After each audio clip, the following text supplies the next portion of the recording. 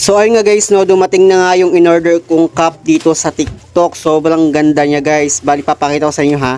Ipapass forward lang natin guys na para makita natin siya agad. So ito na nga guys, no, nakita niyo naman at maayos yung pagkakapackage niya. Wala siyang damage guys. So kaya ako naisipang bumili nito guys, no, dahil nagbabalak akong magbenta ng ice cream cake dito sa amin dahil sobrang init ng panahon ngayon guys.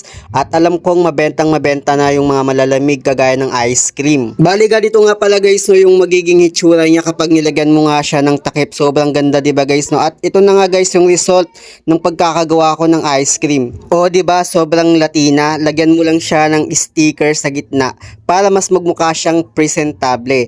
Bali ito nga pala guys, no, ay ice cream cake na ginawa ko at binebenta ko dito sa amin ng 33 pesos.